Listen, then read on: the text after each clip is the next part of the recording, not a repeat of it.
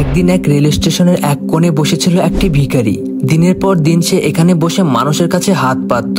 কেউ দয়া করে কিছু দিত, কেউ আবার অবজ্ঞার দৃষ্টিতে পাশ কাটিয়ে চলে যেত, কিন্তু সে তবুও হাত পাতত, কারণ এটাই ছিল তার বেঁচে থাকার একমাত্র উপায়। একদিন স্টেশনে এলেন এক সুদর্শন ব্যবসায়ী। দামি পোশাক, চোখে আত্মবিশ্বাসের ঝলক। তিনি ব্যস্ত মনে হেঁটে যাচ্ছিলেন। ঠিক তখনই ভিখারি তার সামনে হাত বাড়িয়ে বলল, দয়া করে কিছু দিন বাবু।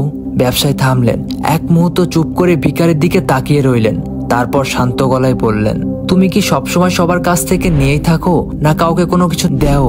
ভিখারির চোখ বিস্ময়ে বড় হয়ে গেল। সে বলল, আমি ভিক্ষুক মানুষ, আমার কি কাউকে কিছু দেওয়ার সামর্থ্য আছে বাবু? ব্যবসায়ী তার দিকে আরেকবার তাকিয়ে বললেন, আমাকে দাও, কিছু একটা দাও। ভিখারি হতভম্ব হয়ে গেল এবং বলল, আমার কাছে দেওয়ার মতো কিছু নেই বাবু, আমি তো নিজে অন্যের দয়ার উপর বেঁচে আছি।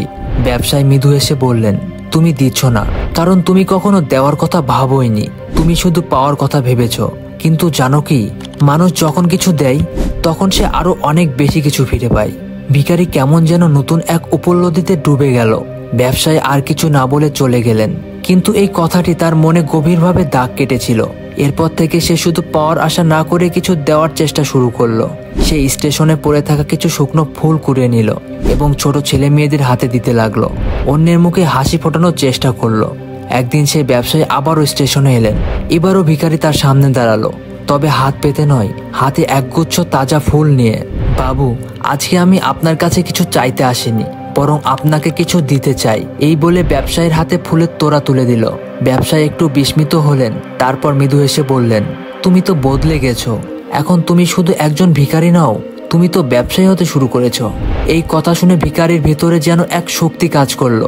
ব্যবসায়ী তখন তাকে কিছু টাকা দিলেন এবং বললেন, এই টাকা দিয়ে তুমি যদি নিজের জন্য কিছু শুরু করতে পারো, তাহলে একদিন সত্যিকারের ব্যবসায়ী হয়ে যাবে। ভিখারি টাকা গ্রহণ করলো, কিন্তু এবার সে মনে মনে প্রতিজ্ঞা করলো, আর কখনো হাত পেতে কিছু নেবে না, শুধু দেবে। তারপর সেই দিন থেকে সেই স্টেশনে ওই ভিখারিকে আর দেখা গেল না। এই ছোট উপলব্ধি তাকে বদলে দিল। সে ফুল বিক্রি করা শুরু করলো। ছোট ব্যবসা আস্তে আস্তে বড় হতে লাগলো। কিছুদিন পর সে একটা ছোট ফুলের দোকান খুললো। এখন সে শুধু আর ফুল বিক্রি করতো না, ফুলের মালা, ডেকোরেশন এবং আরো অনেক কিছু বিক্রি করতে লাগলো। তার এই পরিশ্রম আর সততা তাকে সাফল্যের শীর্ষে নিয়ে গেল। বছর কেটে গেল। এখন সে আর সাধারণ ছিল না, সে হয়ে উঠেছিল এক সফল ব্যবসায়ী। তার নিজস্ব বড় একটা ফুলের দোকান হলো। তারপর সে একদিন তার ব্যবসার কাজে অন্য এক শহরে যাচ্ছিল। স্টেশনে ট্রেনের জন্য অপেক্ষা করছিল। ঠিক তখনই সে চোখের সামনে দেখতে পেল সেই ব্যক্তিকে, যিনি একদিন তাকে জীবনে শিক্ষা দিয়েছিলেন। সে আগের সুদর্শন সেই ব্যবসায়ী। সে এগিয়ে গিয়ে বলল, বাবু, আপনি কি আমাকে চিনতে পেরেছেন? সেই ব্যবসায়ীটি বলল, আপনার সাথে তো আজকে আমার প্রথম দেখা, আমি কি করে আপনাকে চিনব? তখন সে বলল, বাবু, আপনি ভুল করছেন, এটা আমাদের প্রথম দেখা নয়, এটা তৃতীয়বার। ব্যবসায়ী অবাক হয়ে তাকালেন, কিন্তু কবে? প্রথমবার আমি একজন ভিখারি ছিলাম, আর আপনি আমাকে শিখিয়েছিলেন জীবনে শুধু নেওয়া নয়, দেওয়া শিখতে হয়। দ্বিতীয়বার আমি আপনার হাতে ফুল তুলে দিয়েছিলাম, আর আপনি আমাকে বলেছিলেন, তুমি তো ব্যবসায়ী হয়ে গেছো। আজ আমি সত্যি একজন ব্যবসায়ী, আর এই মুহূর্তে আমি আপনাকে ধন্যবাদ জানাতে চাই। ব্যবসায়ী কিছুক্ষণ চুপ করে থাকলেন, তারপর হাসলেন এবং গর্ব অনুভব করলেন। আমি জানতাম তুমি পারবেই। এই গল্পটি থেকে আমাদের অনেক কিছু শেখার আছে। জীবনে শুধু পাওয়ার আশায় থাকলে মানুষ বড় হতে পারে না, কিন্তু যখন সে কিছু দিতে শেখে তখনই সে প্রকৃত সফলতার দিকে এগিয়ে যায়।